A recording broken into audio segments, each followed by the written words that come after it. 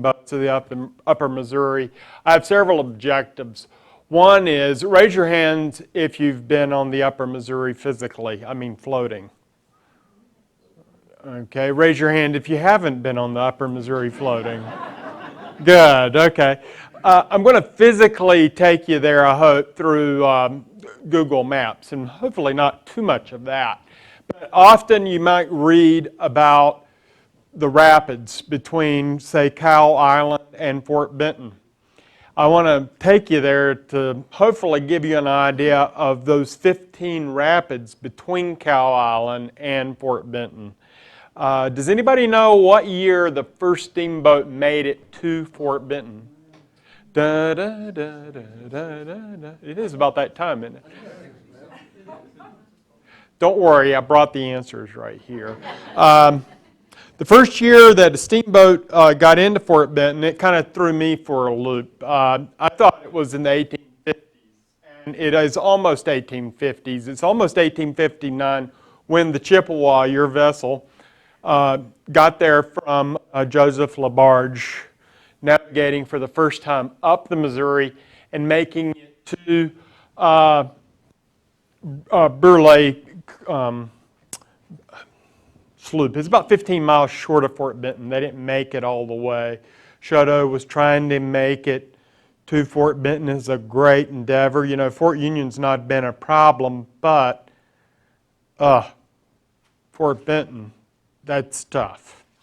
It's a long way from the United States, Fort Benton, you know. It still is.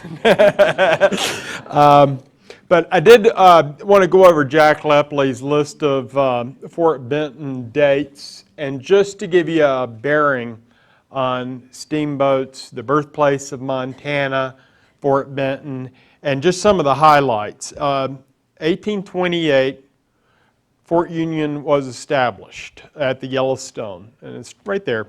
End of the Yellowstone River joins, it's still there. Yellowstone River, the mouth of it is about 2 miles away now.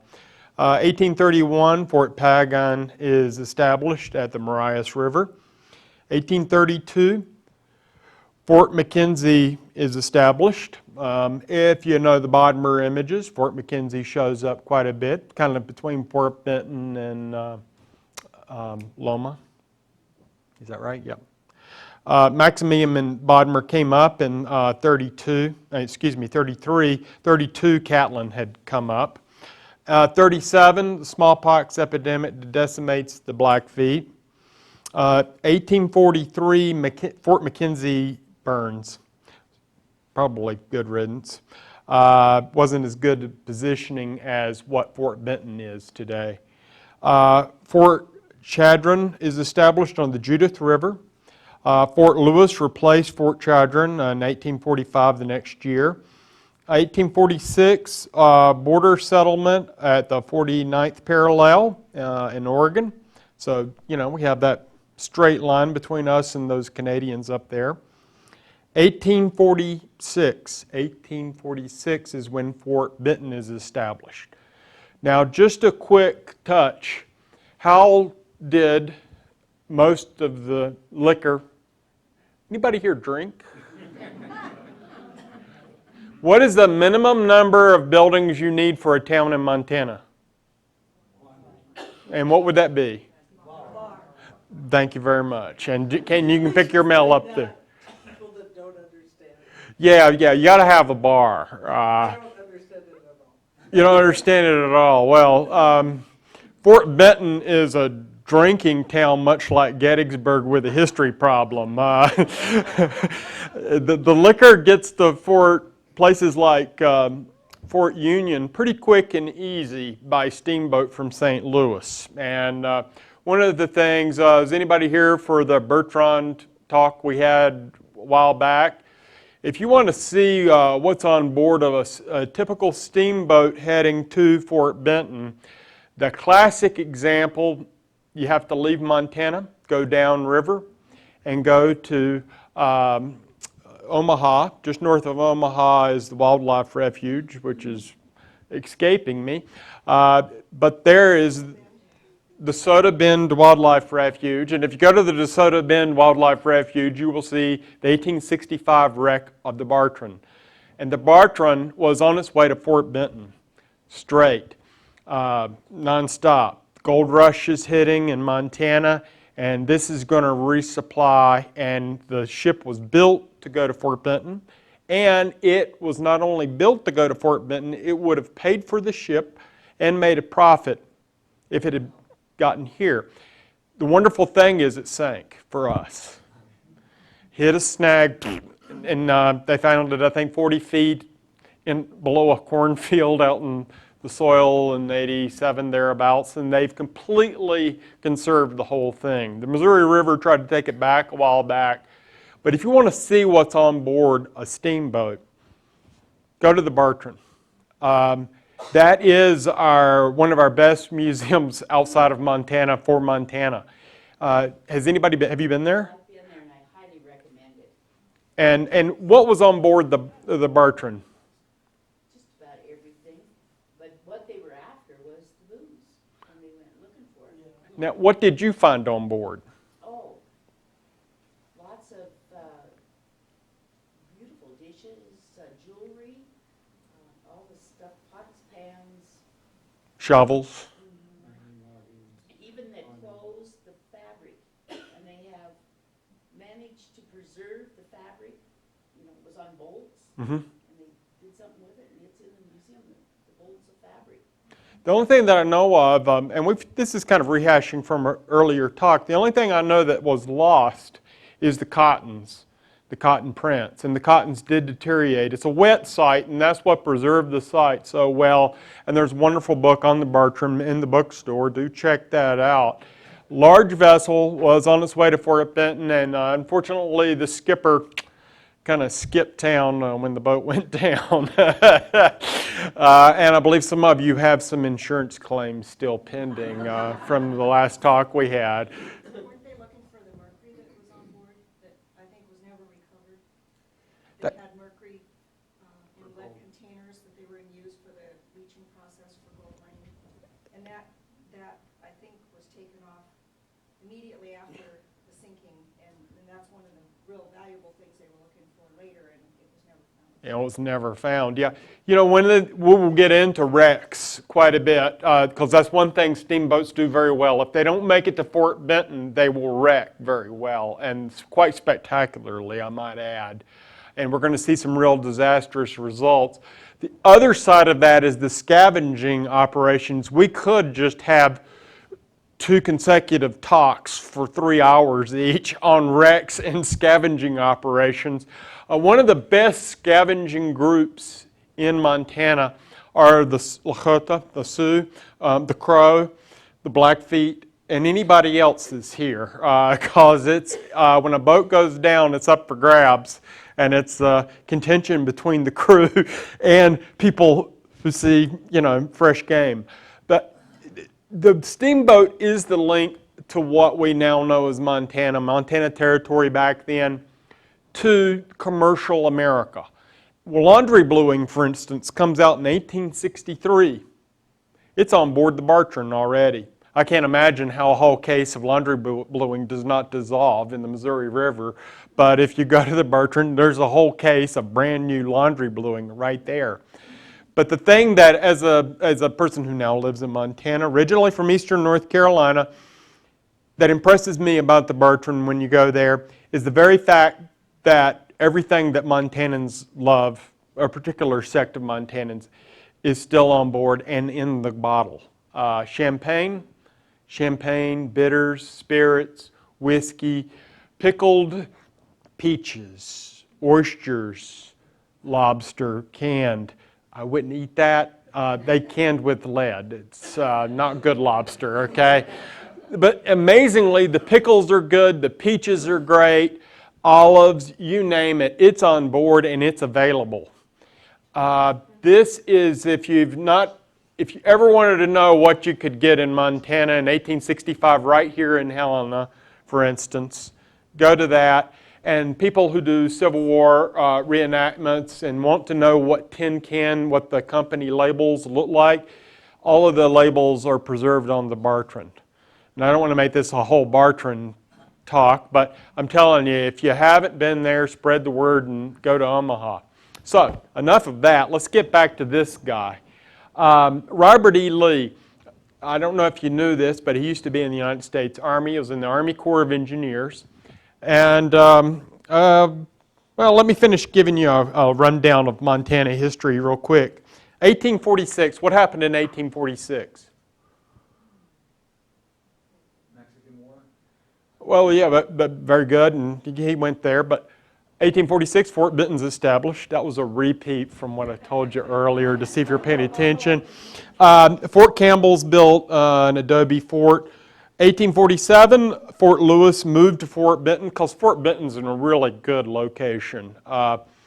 Let's see, 1850, fort officially named Fort Senator Benton. I don't know if anybody would name anything other for a politician today, but Stevens Treaty at Fort Benton, actually a little bit below there. That was in 1853. 1855, Blackfoot Agency moves to Fort Benton. Everything's happening at Fort Benton.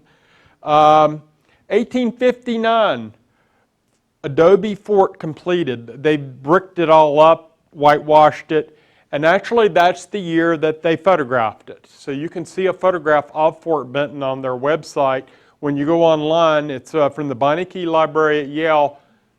The fort was just finished, brand new, 10 years after it started just about, or over 10 years, 11, 12 years.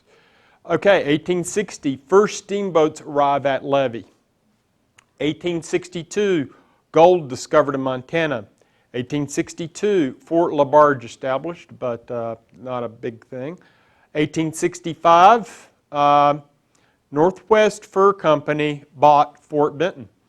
66, Camp Cook, first military post in Montana, downriver from Fort Benton. And then in 1868, last year, the fort is used for fur trade. That's 1868. The thing has only existed barely 20 years. And yet the blockhouse still exists. It will be used for a military barracks and post. But pretty much the fort is the town itself from that point on. The town is what keeps Fort Benton, Fort Benton. The fort was only the fort for about a little over 20 years for the fur trade needs. Well, we'll get to the rest of this history later. I just wanted to get everybody kind of on a little bit of the same sheet of music. What role does Robert E. Lee play in St. Louis? Does anybody know? The pressure is on the owner of the Steamboat Chippewa.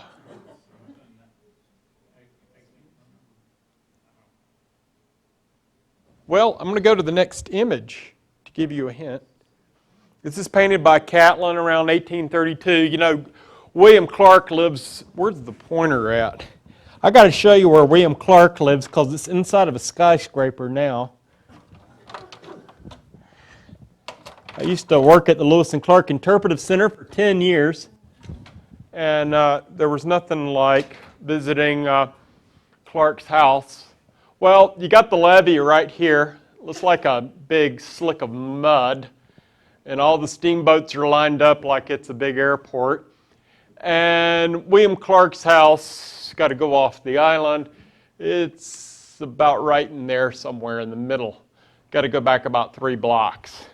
And the corner of the house is still there. He died there. He's got a renter. His name's Robert E. Lee. Lee gets sent there in the 30s. And Lee is an engineer, West Point. And he's got the responsibility of making sure navigation's good on the Mississippi and the Missouri rivers for steamboat transportation. One of the problems we're having at this time, north of the mouth of the Missouri, when you go north of there, you go up to Keokuk, and there's a huge rapids. And one of Lee's duties is to blow it up. So he works on blowing it up, and later a canal is going to be built to get around that rapids. But the other long-term benefit that Lee is going to do is Bloody Island. It's a good island to go to. By the way, Clark's house is back over in here. This is 1853. This is after Robert E. Lee has done a lot of his work. He creates dams and dikes and diverts the current so that it flows down the channel. When Catlin painted the steamboat Yellowstone that Bodmer went on, it's located about right here in that last image. Bloody Island was called that because men get in arguments, they get to drinking. You need a middle ground to go shoot each other. So this is where old gunslinging happens, right here on Bloody Island. It's in between Illinois and Missouri, so you don't know which sheriff is going to come over to stop you from dueling. And so it gets the name Bloody Island. And what Lee does these diversion dams and creates silting and has this, and it now today joins the state of Illinois and focuses most of the flow of the river along his other crowning achievement, which is the Robert E. Lee Airport, right here. This is where all the boats pull up on the levee. And if you go there today, a lot of that old town was taken out in the 60s to put in Sarin's St. Louis Arch. Talk about historic preservation gone kaput. Leveled it. Everything that was old about St. Louis, the white buildings and everything, just leveled it. But the warehouse section around right in here is still there, and Lee's levee is still there. Or, you know, it's not saying he built it, but he's kind of the architect behind that. Is his house still there? Well, the one he was in the Army, and I'll say this, having been there, he rented houses a lot everywhere he went. So you know, you're never in one spot for very long. The house there's a corner of it, and it's the house that Clark ends up dying in. But there's a memorial plaque that Clark died here, and he dies around 1838. So Lee in the 30s was living with William Clark. Small world. Here's an example of some of that levee. It's still there. So when you go to St. Louis, one more thing to look at other than the arch. There's a little tour guiding thing. This is your frame of reference. I'm going to throw some tonnage out at you later on in the show. And this is your world frame of reference. How much can an 18-wheeler hold maximum capacity? 40 tons. It's just to kind of give you something you know if you get bored with the numbers. 40 tons. So how much weight will an 18-wheeler carry? Okay, that's your frame of reference when you get lost later. Let's go up the Missouri River. There's a lot to talk about with steamboats. This is a long history, starting with Fulton's steam machine, and it takes off fast. One of the big picture things to keep in mind, Jefferson thought Americans are going to settle Louisiana Territory area in 200 years from the time of the purchase. William Clark, as Indian Superintendent in St. Louis, realizes how fast a steamboat can get the mouth of the Yellowstone, Fort Union, in 1 month. So what would take him 3 to 4 months of effort, cordelling, doing 15 miles a day, going on keel boats or pirogues, is now something that happens in 1 month. This is fast, and not a little bit, but a lot. So 160 tons is the first capacity that steamboat Chippewa carried to Fort Benton in 1859. Didn't quite make it to Fort Benton. Doesn't really matter because you get the mules out, grab the wagon, and take it over via land. The nice thing about steamboats, they don't have to go all the way into Fort Benton to get the goods to market. Often when the steamboats are coming up the Missouri River, if they can get a little bit beyond Fort Union and make it into, say, the mouth of the Marias, they're doing great. And then it's wagons from there all the way to Fort Benton. And a good bit of the goods are delivered and taken back downriver that way. You do the best you can with what you get. If you know the weather here in Montana, we don't always have a wet year. The month that steamboats are active is May, but June is our real runoff time, and that's when the money's made. Only a few times has steamboats been able to come in to Fort Benton twice in one season. The Josephine is one, and the steamboat captain that would have done that is the grand legend. Does anybody know who he is? It's not LaBarge. What's the name? Marsh? Grant Marsh, yeah. Grant Marsh did it. Grant Marsh did everything. If you want to know who the living legend of Montana waterways, just say Grant Marsh. Never lost a steamboat. Is that the far west that he brought in twice? The Josephine, I believe it was the one he brought in twice. It was in the late 60s, I believe. He brought or 70s. He brought the Josephine in twice. That's incredible. Never lost a steamboat. I mean, that in itself is incredible. And with the far west, what else is he notorious for?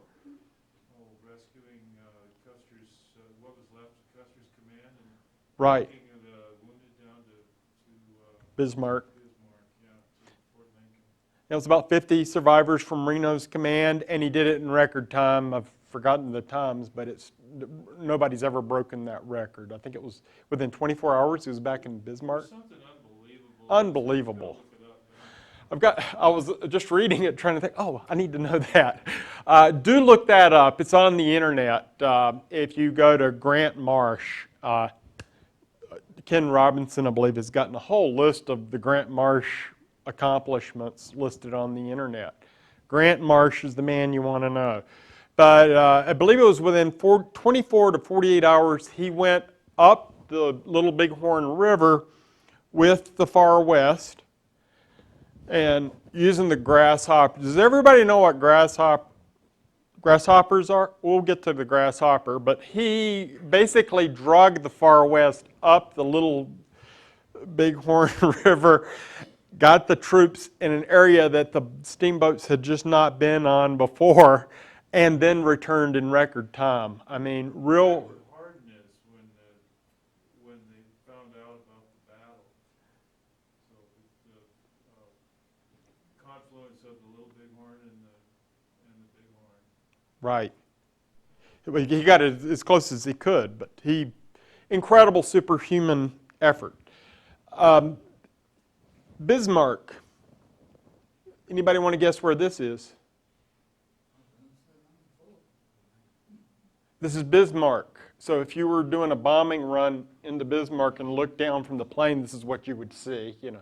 Anybody here from North Dakota? I want to be sensitive to that. It's just one. Okay.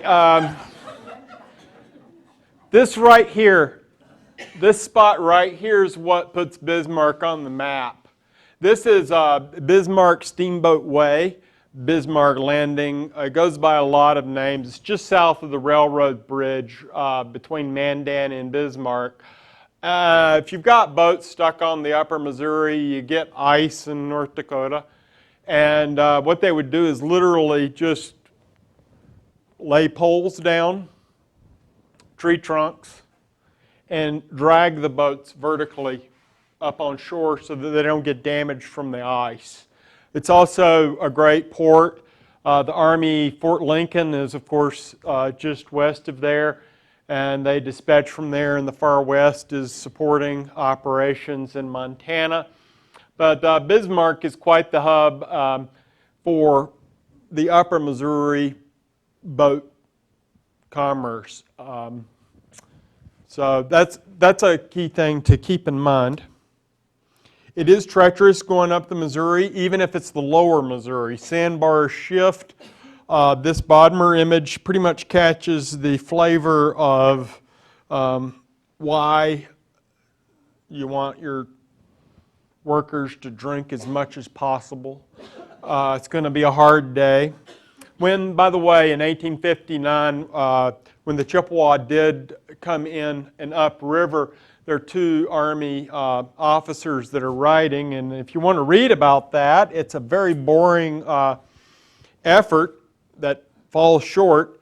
It's called Steamboats West, the 1859 American Fur Company Missouri River Expedition. The two officers are Weber and Marsh, not Grant Marsh.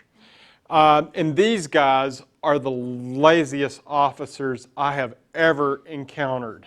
They're constantly complaining about not having enough ice, and when the ice runs out, they're complaining about the food not being fresh. And when the food's not fresh, well, they say the scenery's really nice. The crew is having a horrible time. They don't lift a finger to help, but they write a lot about it. So if you want some early tourism, not at all like Lewis and Clark stories, you should read the 1859 account by Weber and Marsh. This journal doesn't match up with Lewis and Clark very much at all. These guys are having cocktails and then they're going off hunting. Oh, the boat is still stuck on the rapids. How terrible. It's not very many years after Lewis and Clark, but boy, what the contrast technology can make. So if you get a chance to read this, I might read some excerpts if ran out of power. This image here, how many smokestacks we got there? Two smokestacks. Well, the kitchen, somebody's got to do the cooking. That's the cook back there, usually black or Hispanic. I've never heard of a woman cook on board a steamboat. That doesn't mean it couldn't have happened. But one is the primary engine. So when you see a steamboat and it's got two smokestacks, one usually is producing smoke. And in this case, this is a tough corner there in the Nebraska area. Lewis and Clark wrote about it. I can't remember the name of this stretch of the river, but it's pretty nasty. And they've got a little bit of the auxiliary kicking in there. Because when you need power, you need both engines going. And that's why you see two stacks. But often, if you see a steamboat and it's just one stack, it's just one primary engine. But when you see the two smokestacks, a lot of the time they'll just use the primary and then they'll go to the other, the auxiliary, to give it a double kick. These can also be alternated and used with the cat's head, the capstan. So if you've got really rough current, that winch on the front of the boat, you can have a boat go out ahead, set anchor, and literally, like you do on your four-wheeler, winch the boat forward using the power of the steamboat without having to get stuck in the water. So steamboats have several options for propelling themselves forward. And I don't see it in this image of 1833. But what would have helped these guys out would be, and maybe not in this case, would be the caterpillar, or the grasshoppers. And we're going to see some images of grasshoppers, and I'll do the grasshopper walk here on the floor so that you visually get an idea how a grasshopper works. So what are those men doing? Are they steering or what? They're praying. I know that part. But what are they actually? This is cordelling. Lewis and Clark did a lot of this. If you're cordelling a keelboat, for instance, it's usually 15 miles a day you would make. Pretty slow. Cordelling means that you're going to get out on land, you're going to grab a rope, and you're going to walk the boat upriver. Lewis and Clark's men end up doing that a lot. If you go to China, they still do it up some of their more treacherous rivers, mostly for the tourists. But it's a pretty hard effort. And cordelling, this is poling. I did a lot of that growing up in eastern North Carolina, where you're poling the boat. And the steamboat's not having to worry about any of that. But they're trying to go upriver. And Is there a rope between this boat and this? no, they're separate. Oh, okay, so how are they moving this steamboat? Steamboat's going by wood power in the boiler. So the steam is generating power in the piston, just like on a railroad train. And that's turning the wheel. This is a side wheeler. The wheels are on the side. A lot of the vessels that come into Fort Benton, this wheel is not going to be on the side. It's going to be in the rear. It's going to be called a stern wheeler. And one of the problems with going up the Missouri River it gets pretty narrow, and you don't get this width. Some areas of the Missouri, even today, you're doing good to get 200 yards wide. So it's best to have your paddles in the back. Side wheelers just too wide often. So this boat is separate, and these men are pulling this little boat? Yes, it's just a separate image. And why are they necessary? Oh, well, a lot of people couldn't afford the steamboats, so they just use whatever boat. Usually the two boats, if you're not using a steamboat, there would be a keel boat, which has a keel, and that keeps the boat straight, or a Mackinac, or a flat-bottom boat. So there's a number of different types of boats on the river that we typically don't see today. But this is a stern wheeler. The paddles are in the back, narrower profile. This is a smaller vessel. The pilot's house is up top. Got the main engine, auxiliary with the smokestacks. And you can see that it only displaces, a lot of these would only displace about 30 feet of water. You're talking about a flat bottom boat with no keel, which is quite harrowing if you're going downriver empty and you got high water and you have this problem here. If the boat's light, there's nothing to keep it ballasted in the water, and it takes a heck of a captain to keep that from going end over end. Another reason to drink regularly when you're on board. There are many stories going down the Missouri where it's a bit wider, where the steamboats are going downriver like this. It's not a good thing. So does the keel run through the middle of the boat? It would, but these don't have a keel. The keel usually keeps the boat going straight in the water. Steamboats, if they have a keel, they're going to ground out on the rapids, which is a problem. We have 15 rapids here in Montana, and if you even have a little bit of a keel, it's going to catch on those rocks. And it's even a problem today. Has anybody hit the rocks with their canoe? In the rapids? Yeah, Deadmans Rapids, yeah. It's still a problem today, particularly when we got low water around August, September. So the thing about a lot of these and later steamboats, to avoid getting the bottom ripped out, Marsh and LaBarge, they insist on boats having metal put on the bottom to give them a little more resistance when they're hitting the rocks. This is an example of a stern wheeler. And here's Deadmans Rapids. I got on, this wonderful thing about Google Maps today. You get on the internet, you go on the Missouri, the rapids show up and identify themselves when you go into the middle of the river. It's great. I think the steamboat age might come back again, and the captains they'll still have the names. So if you go on Google Maps, the name of each rapid is on there, and there's 15 of them. I won't go over them now. But I put up Deadmans Rapids. It's named after, we think, a voyager who died. Or at least that's the story that Marsh and Weber put forward in that 1859 account. But geologically, what's happening on the Missouri River is there's usually an alluvial plain either side of the river and rocks coming into the bottom of the river. So it makes it tight and shallow, and it makes a tough spot for the boats to get through in low water. It's fine when the water's high enough, but this is the challenge to getting to Fort Benton. And there's like 3 years after 63, or 2 years, when they just don't get any steamboats up at all, and during our big gold rush era, just because there's just not enough water that year to get them up as far as Fort Benton. So, they might make it to Cow Island. In some cases, they would make it to only one of them. In that 1859 account, Fort Benton is located here, and they make it as far as Burrell, which is 15 miles. If I click, it'll say on Google Maps, but it didn't leave the picture there. I believe they made it as far as right in there. It was real easy to unload it and just go 15 miles to Fort Benton.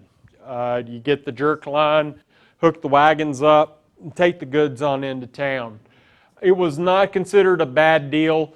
One of the problems in '59 when the Chippewa came up, they spent so much time trying to get through the rapids, particularly the worst one. Does anybody know what the worst of the 15 rapids is? The worst of the 15 Montana rapids. It's called Dalphon, or Dalphon's Rapid, and it always causes vessels problems. Of the 15, that one's the one to remember. And this is Cow Island. Cow Island is below these 15 rapids, and if you remember in 1877, what was going on? 1877, Chief Joseph. And there was a talk I saw on television in this very room. I saw it about 3 months ago. Great geological description of alluvial plains and problems with the river. And the forgot the name of the presenter. It's the second time I've seen that. I've got to remember his name. And he was wondering, how in the heck did the Nez Perce know to go to Cow Island in 1877, way out in Montana? Well, the answer is there's nowhere in Montana they didn't know where to go. They come out here quite frequently to hunt buffalo. And when William Clark gets stuck for, say, 2 weeks and can't get over the mountains heading home in 1806, a good portion of his map is made up by just sitting and talking with Nez Perce elders about where all the drainages go. So if you look at the published Lewis and Clark map that people used for 100 years or more, you will see details of places Lewis and Clark never went.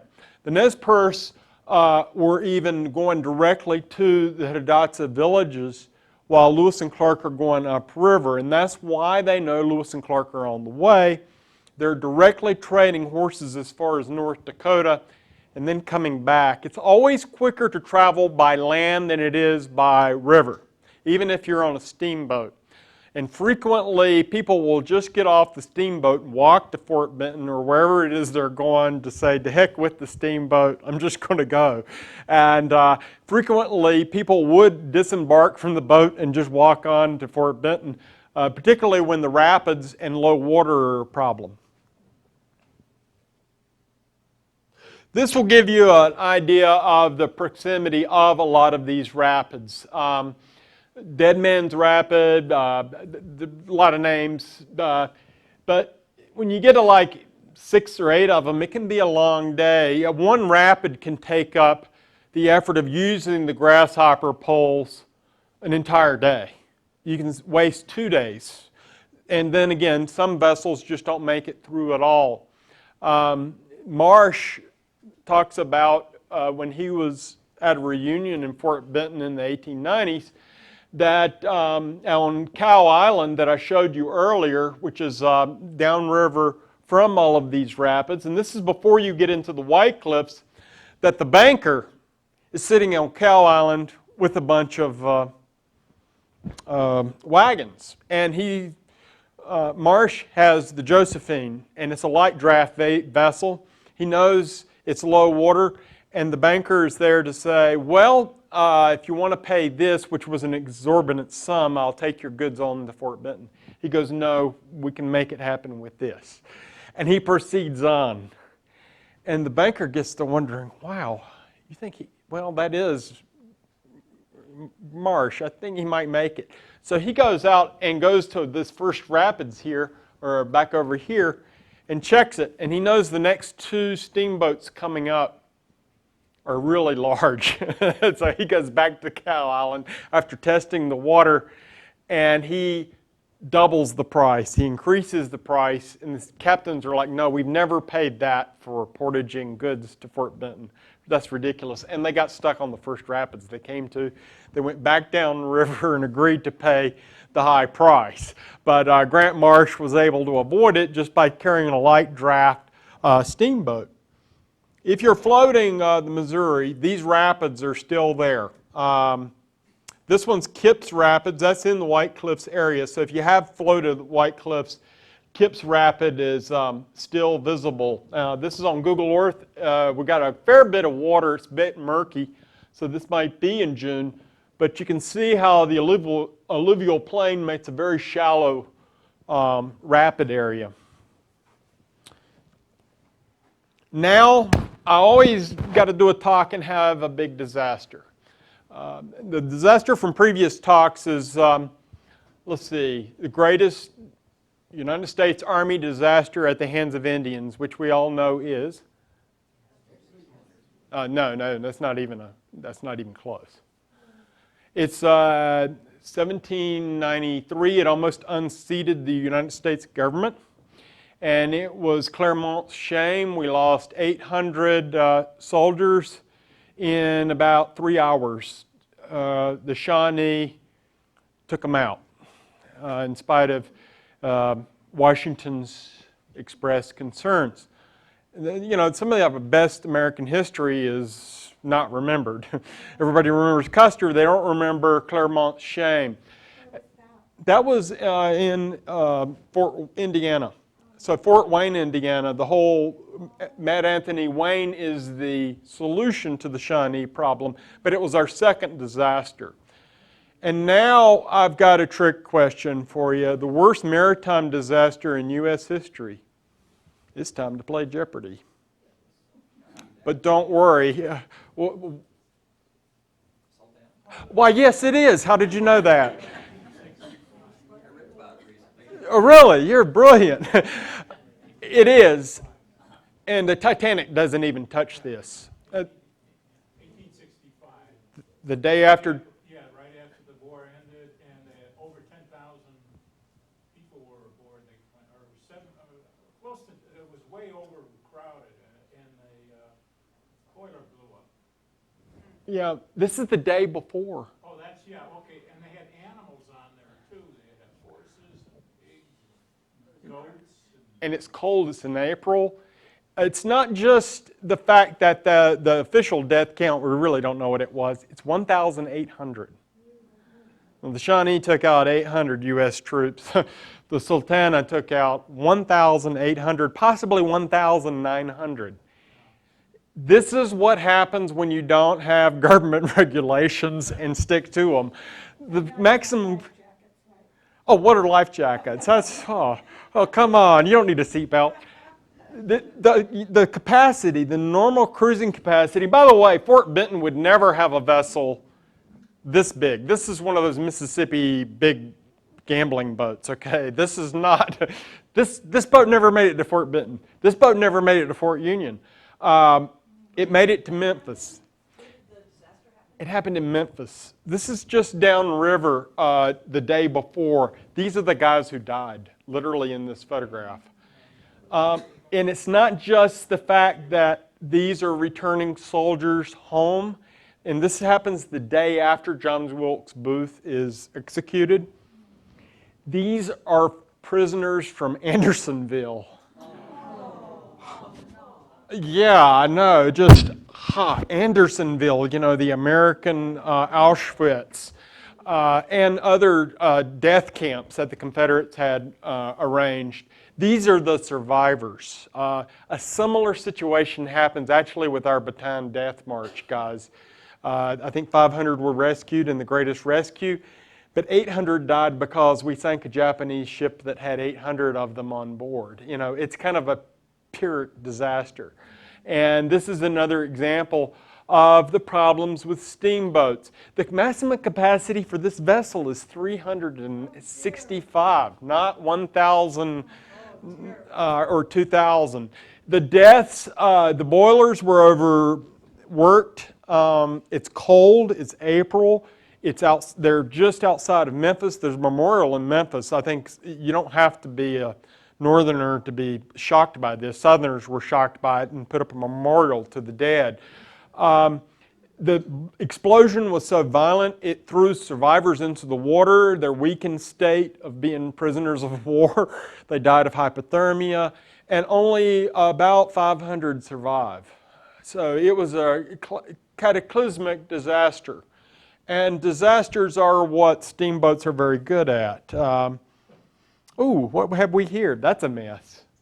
This is very unusual. Okay, there are things that can take out steamboats. Ice jams. Anybody want to take a guess at what can take a steamboat out? Snags are horrible, still are in the Missouri.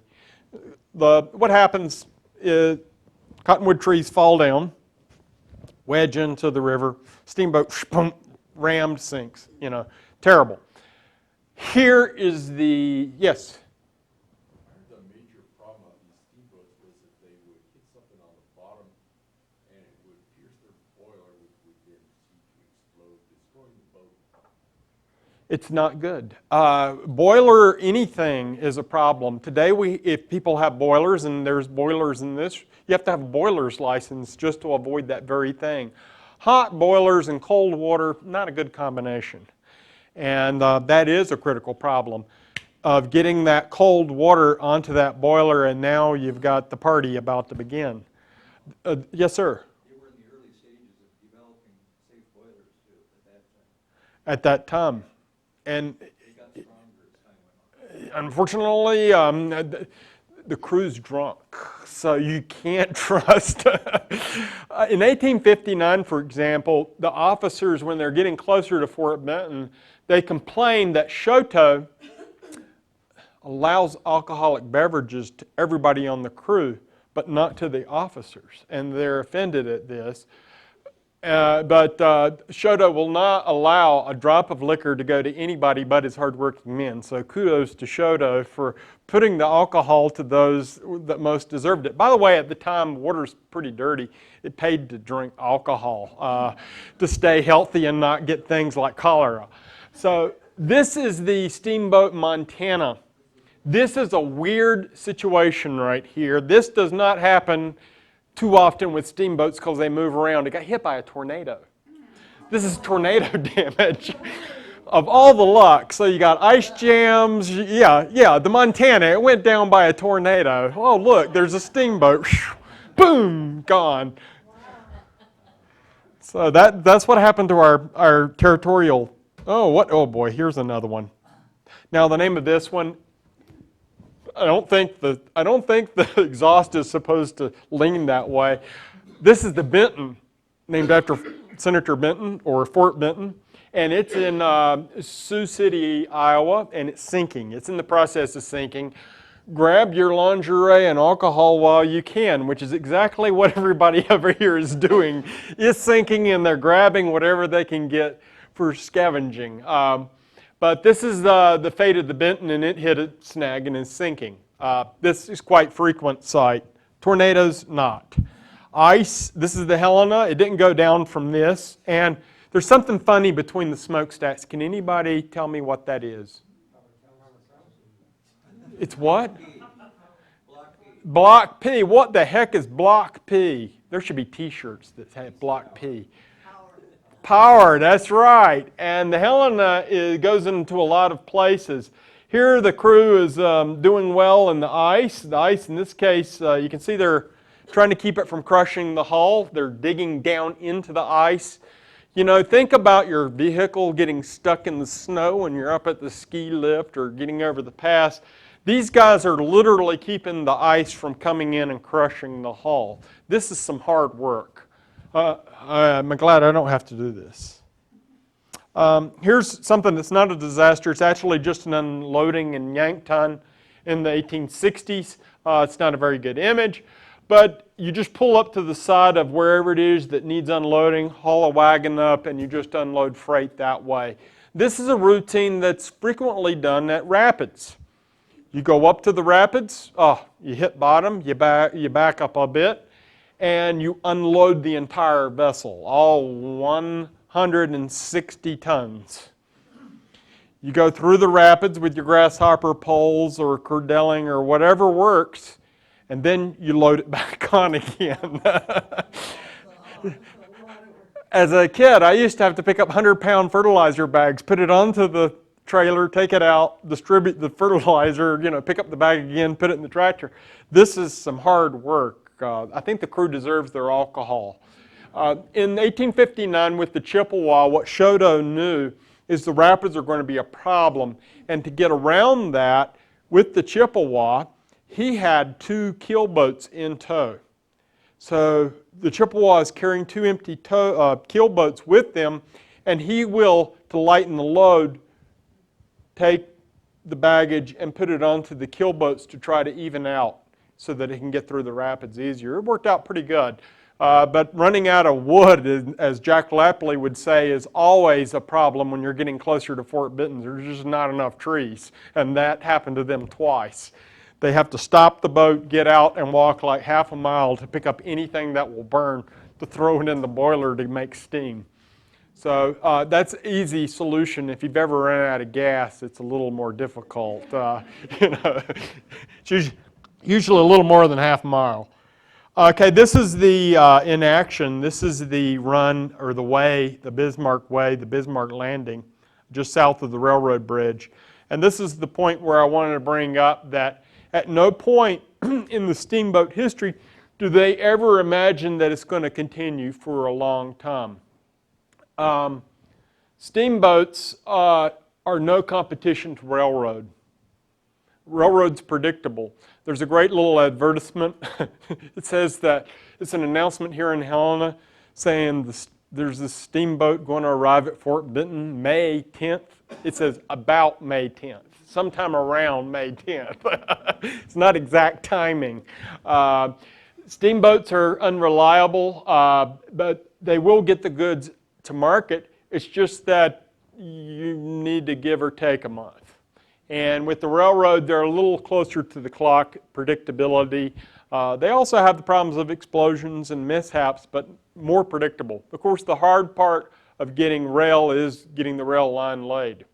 So the Missouri River and just having the simple lightweight vessels is what gives the steamboats their early rise. This is one of my favorite images. I just threw it in there because it looks good. It's fully loaded and underway heading up the Missouri River. They've got the main engine going and the auxiliary.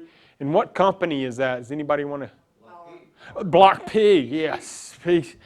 There you go. One of the main distributors there in the Fort Benton area, the 1870s and 80s and on. This is the Josephine I talked about earlier with Marsh Grant, actually being able to use this very light draft, narrow steamboat, and was able to get up to Fort Benton twice in one season. That's unprecedented. And on the front is cheater poles, his grasshopper poles. Basically, grasshopper, think of a grasshopper backwards. So the poles are here. You hit bottom, sandbar, or some of the rapids, and you plant your poles.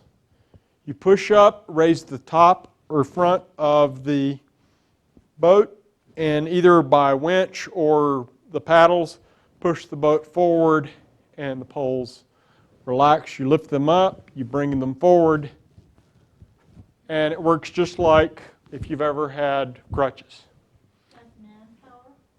I mean, man doing it? There isn't that. Well, there is, see the cat's head here, the winch? That can be steam powered and not have to be done by the usual manpower. Have you ever done that as a kid? You had to. I sailed when I was younger. I've had to do this, but they did have ways of hooking up the auxiliary motor, and it goes by other names which I can't mention in public, which was quite common back then. They would hook that auxiliary motor to that and operate that and pull like you would a winch on the front of your four-wheel drive. Excuse me, but Yes. I don't understand the winch. How does, what, I mean, I don't understand four-wheel drive either, but. what Well, does it- basically I know it's a circle, but what does it do? You take a boat, you run the anchor through the rapids to the other side, you hook your anchor in, or there's a number of ways to do this. This is not the only way. But you send a light vessel forward, hook the anchor in, and then that anchor pulls the boat forward. And the auxiliary engine is going to operate that winch and pull the anchor forward. So it's another way to propel yourself through the rapids. And in this image, does anybody know what this is? Firewood. And what do you call the folks doing the cutting? Woodhawks. And if you go along the Missouri, along these rapids area, there's Woodhawk Creek, Woodhawk Bluff, Woodhawk. The Woodhawks were not on the river, they were up in the high country looking for wood. These are usually 3-foot long lengths. It needs to be just long enough to go into the boiler. And the way it's stacked is you just alternate when you're stacking it. Many times the boats are coming upriver, and this is what they see the woodhawks leave on the bank, is these long stacks of wood. As a child, I grew up in tobacco, and we used wood like this to cure the tobacco. And you would see one thing I remember is these long, tall rows of wood. Just incredible, and people would spend their whole winter gathering the wood to cure their tobacco, and it's much the same way. People are constantly, one reason you'd have like a crew of a boat like this of 53 is somebody's constantly managing the wood and thinking about when they're running short and moving the wood. And when you're running aground, this is one of the things you're going to also shift weight to the back of the vessel. So there needs to be plenty of men there to make this happen. You just don't get room service and high tea. By the way, they do serve high tea on board these boats. So that's another benefit if you don't have alcohol. I'm going to end here, but it's not the end. It's actually a part of your tour guide. Has anybody been to Fort Benton before? All right, you're in your plane, you got your bombs, you're about to drop it on Fort Benton right there. One of the oldest buildings in Montana is in the shade of that tree. It's the blockhouse. The adobe blockhouse is still there. Everything else Bob Dirk and Jack Lepley put in. You can see the teepees. But Bob Dirk would want me to tell you, the late Bob Dirk, about the Mary Rose, the last steamboat in Fort Benton. It's still there. And if you want to see it, it's located near the Shriver, Lewis and Clark, right here in the river. And particularly during low water, you can see the hull of the Mary Rose right here. And it was just a maintenance vessel. It really wasn't a large steamboat or anything. It was operational 1890s up into the 20th century. But it was kind of laid to rest right here, and it's still there. It's a wet site, and so there is one steamboat still today in Fort Benton, and it's still at the levee. And you can see it today. I didn't know it until I walked up and looked down and go, I worked on a Confederate ironclad. It was the first job I had in the history world. And I was like, that's the hull of a steamboat.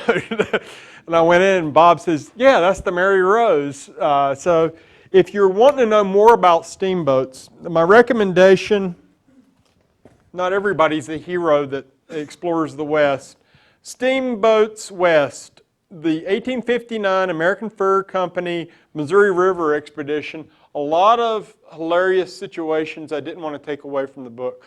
Do get a chance to read our great American heroes, Weber and Marsh. If Weber and Marsh had headed west in 1805, we would have a different view of America, let me tell you. One of the complaints they have is just running out of ice, and it's not until they go back, because you get ice at Fort Benton. The ice machine is right behind the bourgeois' house in 1859. They actually do have an ice house. And you would come upriver with ice and drinks and high tea and then low tea also. You need to drink a lot of tea if you're working a steamboat. By the time they they're not only running out of wood, poor Marsh has run out of alcohol. And it's a terrible, terrible, terrible thing.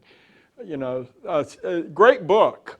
It really is a great effort on behalf of Shodo, but it's kind of a Pyrrhic disaster. They do get the annuity goods of the Blackfeet to Fort Benton, but they don't quite make it a home run. But it's an interesting twist on American history. The granddaddy of all fur trade boat, Fort Benton, World's Innermost Seaport by Joel Overholser.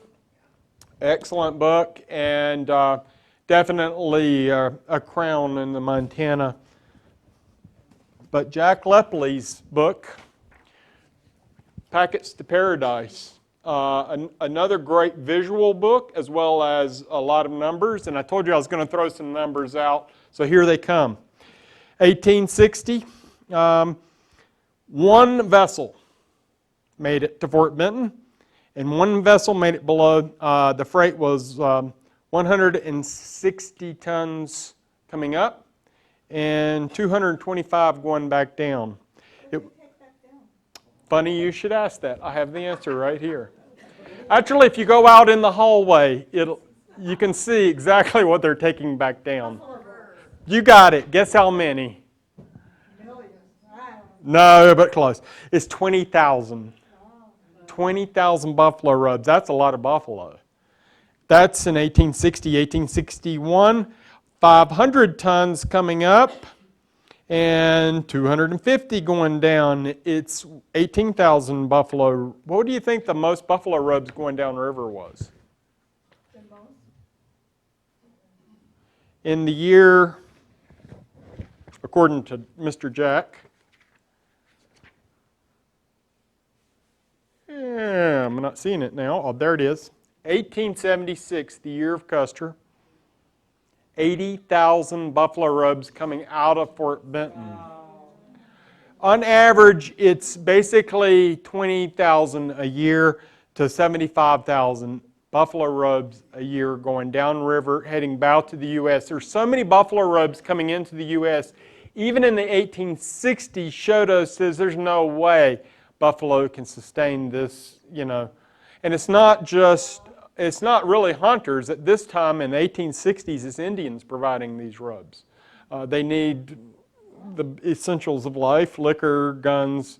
They're having their own trade wars with each other. That's why the Sioux are so well armed. When they come up against Custer, they've got automatic repeaters they got from trading buffalo robes. And it's in the American design of conquering the West. That you get people dependent on buying guns, and then they come in and get the guns repaired.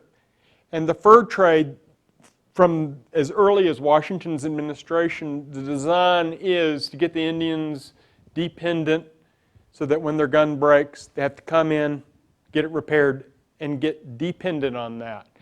And then they hunt until there's nothing else left to hunt, and then kids have to go to school, and that's how the West was won. And it was from the very beginning designed that way by Washington's administration, and they're doing exactly the same thing the English, the French, the Italians, everybody's doing around the world.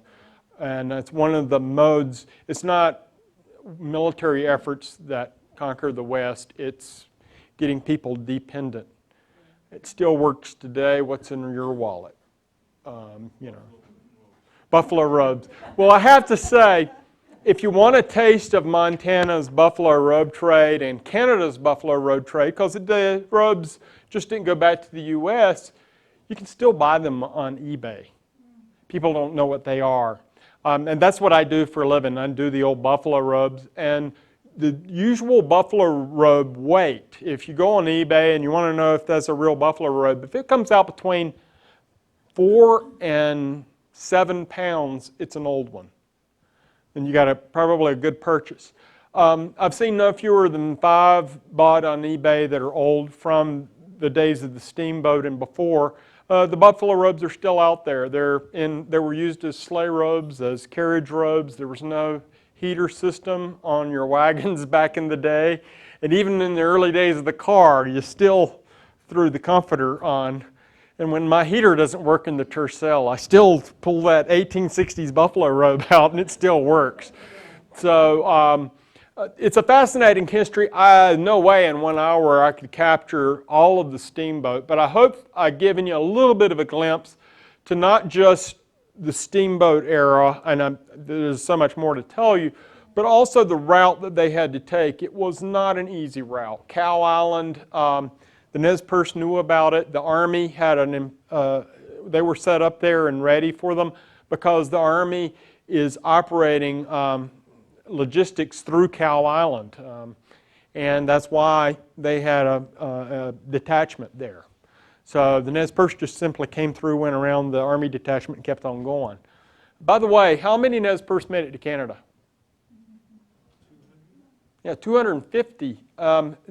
The Army's often said a few got up into Canada, but when you look at it, it's actually almost half of the Nez Perce made it to Canada. So another twist there. But any questions on steamboats? Yes? I don't know where to start with these questions. I know, this is just a shotgun blast of hi, this is steamboats.